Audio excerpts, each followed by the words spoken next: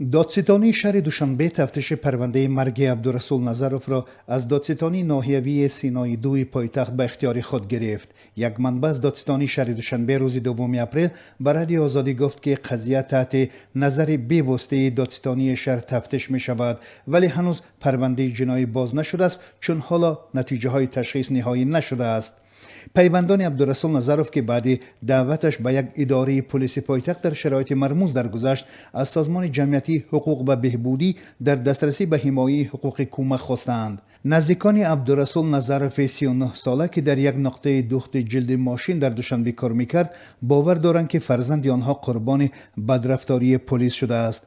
جسد او 28 مارس و یک روز بعد دعوت اداره پلیس سینای 2 به خویشاوندان داده شد. در شرح رسمی خادمان پلیس گفته شد که گویا او برای نگهداشت یک مقدار مواد مخدر بازداشت شد و نارسایی نشأه یا به اصطلاح لامک جان خود را از دست داد. این اتهام را خویشاوندانش کاملا قبول ندارند و میگویند که او یک آدم آزاد و پاک از مواد مخدر بود. وزارت کارهای داخلی تاجیکستان میگوید تا زمان مشخص شدن تشخیص سودی و طبی سبب‌های مرگ نظروف از اظهار نظر در این زمینه خودداری می‌کند. سخنگوی وزارت کارهای داخلی تاجیکستان عمرجان امامعلی روز 2 اپریل به رادیو آزادی گفت از نوشته‌ها درباره عبدالرسول نظروف آگاه است و وزارت کارهای داخلی در مورد مرگ عبدالرسول نظروف تا زمان روشن شدن نتیجه تشخیص سودی طبی از دادن شرح خودداری خواهد کرد. ولی اعضای عائله نظروف‌ها با اعتماد به اینکه عبدالرسول قربان شکنجه پلیس شده است میخوان قضیه مرگ او همه‌جانبه و منصفانه ارزیابی شده افراد گناهکار در مرگ او به جوابگری کشیده شوند. نظروف ها که ساکن شهر کولاب هستند میگویند اگر مقامات دادستانی در شهر دوشنبه این قضیه را از روی قانون بررسی نکنند، آماده هستند به بلندترین مقامات تاجیکستان از جمله به پرزیدنت امامعلی رحمان، رئیس دستگاه پرزیدنت آزاد رحمان، دادستان کل یوسف رحمان و وزیر کارهای داخلی رمضان رحیمزاده شکایت خواهند برد.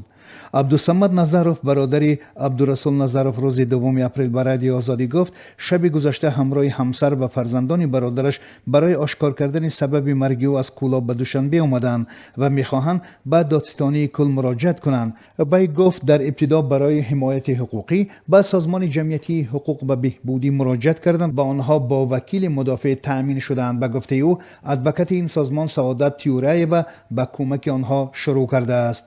در همین حال همسر عبدالرسول نظروف که همکنون باید 3 فرزند را تنها تربیت کند میگوید ادعای کارمندان ملیسه سینای 2 در نسبت شوهرش که گویا لامکه داشت نادرست است. شوی من نرکمان باشه ایمی ترین نرکمان فرزندی سالم به دنیا میآید یکمش کدام نرکمان گپ میزنه با تلفنی خودشون تلفن کن میگه که صدبر بگو که مرا قپیدن در عدلم گفت آلی ما بیام تلفن قب زده کسنم نبتا غلطیدگی ملیسه قب زد تلفن هستنم. در حالی که سرنوشت من بعد این قضیه مشخص نیست، در شعبه قبول بیماران قریه بالا به رادیو آزادی گفتند که عبدالرسول نظروف با مرگ کلینیکی روز 28 مارس به بیمارخانه آورده شد. صبح روز دیگر جسد او را به نزدیکانش سپاریدند. از جمله عبدالصمد نظروف میگوید در اصل در بازداشت برادرش عبدالرسول یک پسر عمش گناهکار است که در حقیقت با مواد مخدر مشغول است. وی گفت روزی که کارمندان ملیسه او را بازداشت کردند وی تهمت کرده گفته است که